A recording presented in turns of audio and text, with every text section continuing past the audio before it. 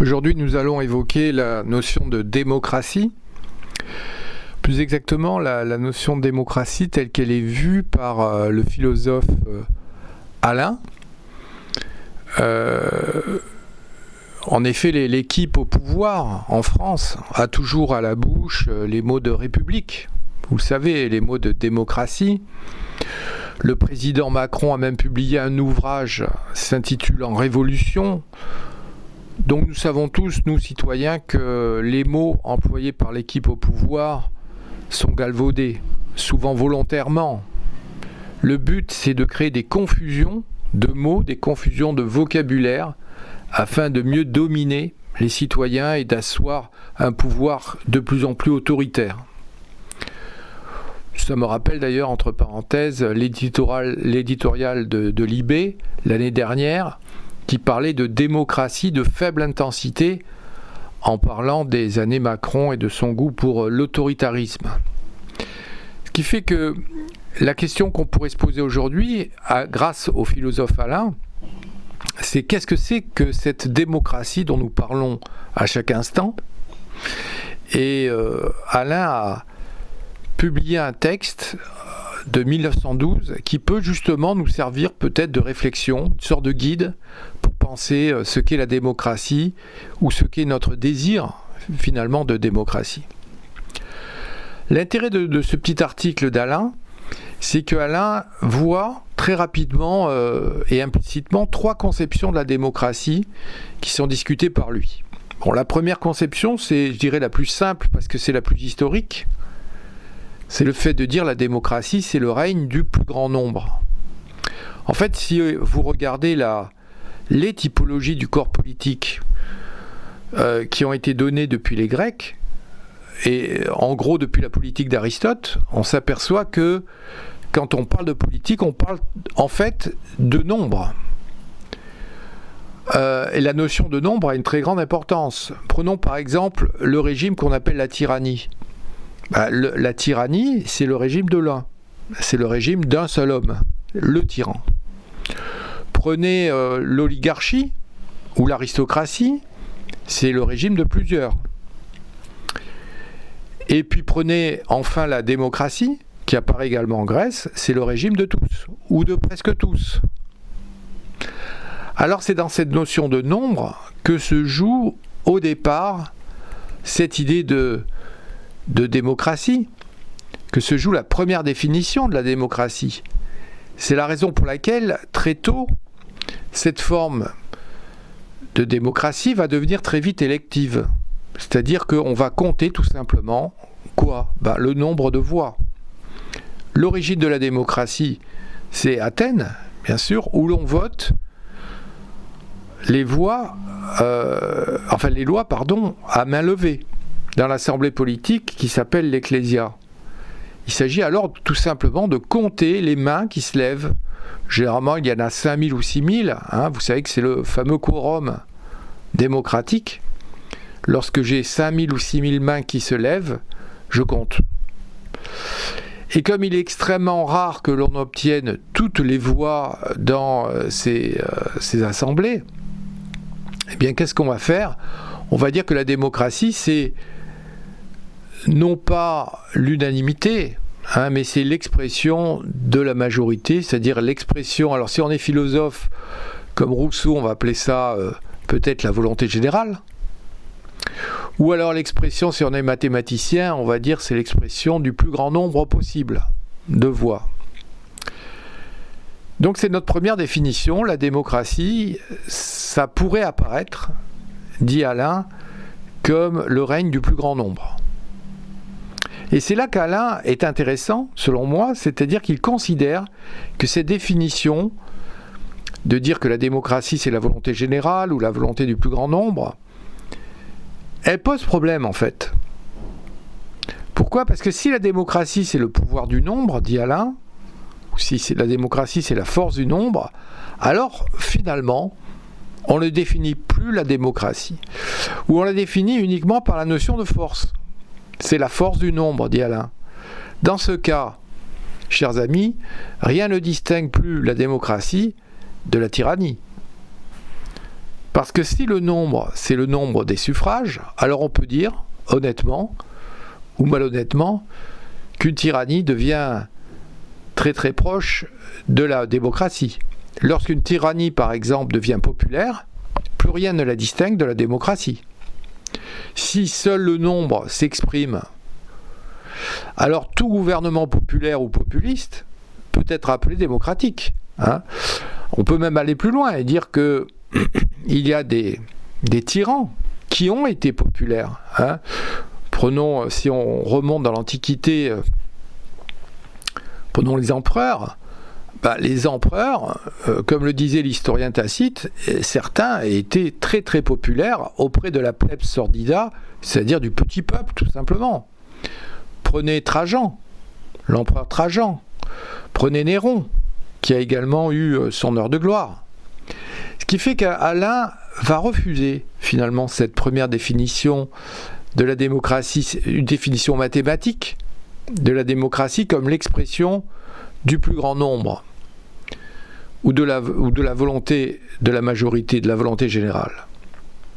C'est ce qu'il appelle la tyrannie du nombre, qu'il critique dans ses pensées politiques, et Alain va dire « la force du nombre ne peut créer le plus petit commencement du droit ». Ça nous rappelle un petit peu l'idée de Rousseau, la force finalement ne fait pas le droit, qu'Alain va subvertir en disant « la force du nombre ne fait pas le droit ». Ce qui est une façon de dire qu'on ne peut pas se contenter dans une démocratie tout simplement de cette idée de la volonté générale, de la force du nombre, de l'expression de la majorité des suffrages, etc. Alors, si la démocratie, c'est pas général, c'est pas quelque chose de général, qu'est-ce qu'elle est ? Il y a une deuxième définition qui peut apparaître de la démocratie, qui n'est pas donnée par l'histoire, mais plutôt par Marx, c'est-à-dire une idée que la démocratie, ce ne serait pas la volonté générale, mais plutôt la volonté particulière.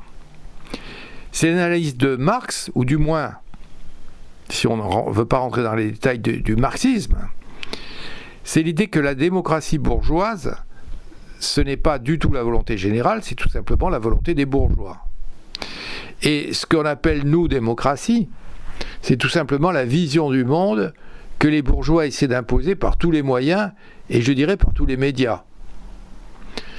Pour un marxiste, on connaît les réflexions de Marx sur les droits de l'homme, le bourgeois reconnaît, avant de reconnaître les droits de l'homme, tout simplement les droits du bourgeois.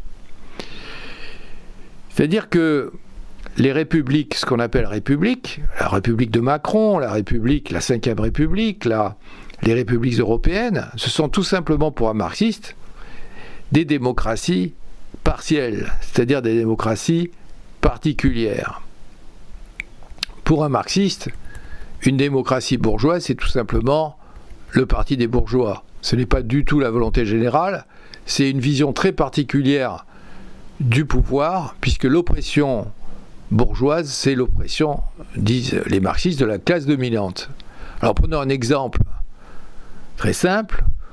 Lorsque Macron revendique le nom de démocrate et arrive au pouvoir, quel est son premier acte ? Ce n'est pas de contenter la volonté générale, c'est de supprimer l'impôt sur la fortune. En 2018, c'est son premier acte pratiquement, il a supprimé l'ISF, l'impôt sur la fortune, qu'il a transformé en IFI, c'est-à-dire en impôt sur le patrimoine immobilier, si vous voulez, et par la mise en place de la fameuse flat tax. Alors, bien sûr, cette vision de la démocratie va être réfutée par Alain, qui nous dit que la démocratie ne peut pas reposer sur un parti ou sur une classe particulière. Macron, ce n'est pas un démocrate, c'est tout simplement un grand bourgeois qui arrive au pouvoir. Alors, quelle est la troisième définition d'Alain ? Troisième définition d'Alain, c'est qu'il y a une autre vision de la démocratie. La démocratie, ce n'est ni la volonté générale, ni la volonté particulière, mais c'est une volonté universelle de représentation. Alain le dit, je cite Alain, « Dans une démocratie, aucun parti n'a le pouvoir ». qui fait qu'il rejette Alain à la fois la démocratie comme règne du nombre, la démocratie comme règne d'un parti. La démocratie pour Alain, c'est quoi? C'est tout simplement la raison qui inspire la loi et qui fait que l'on crée un point de vue universel où tous les citoyens sont convoqués. Alain est un penseur rationaliste, c'est-à-dire un penseur qui considère que la raison peut à n'importe quel moment s'émanciper des opinions particulières. Alors l'exemple qu'il va prendre est un exemple assez intéressant. Il va prendre des gens qui s'opposent politiquement, il y en a beaucoup, il y en a toujours eu. En 1912, il va prendre l'opposition qui existe entre Jaurès et Albert Demain. Jaurès était on le connaît tous, un pacifiste. Tandis qu'Albert Demain, lui, c'est plutôt un catholique militaire et militant. C'est un partisan de l'armement. Donc cette opposition entre Jaurès et Albert Demain, elle peut réexister aujourd'hui entre Roussel et Macron. Bien, l'idée d'Alain, c'est qu'il n'y a pas finalement de si grande différence entre eux deux, dès lors qu'ils adoptent un point de vue républicain ou universel. Lorsqu'on crée une loi, dit Alain, on ne s'intéresse pas au nombre, on ne s'intéresse pas à la majorité ou la minorité. On s'intéresse tout simplement à ce qui est juste.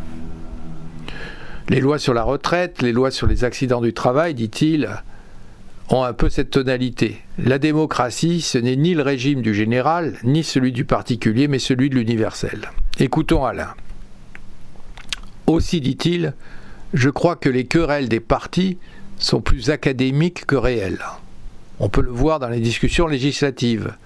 Chacun parle au nom de la raison commune et non pas au nom d'un parti nombreux. En conclusion, ce qu'on peut dire, c'est que cette leçon d'Alain est intéressante.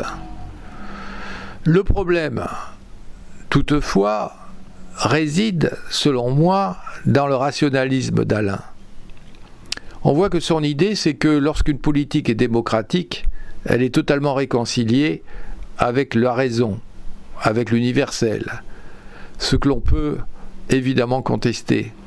L'exemple d'ailleurs qu'il donne de la loi sur la retraite est très parlant.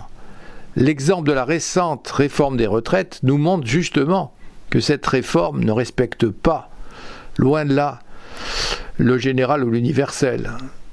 Encore moins l'universel. Cette réforme ne respecte pas la vie de 70% des Français, mais respecte plutôt la vie de ceux qui ont intérêt à exploiter le plus grand nombre. Ce qui fait que la politique, malgré ce qu'Alain peut en dire, reste et demeure le lieu des passions et des intérêts particuliers.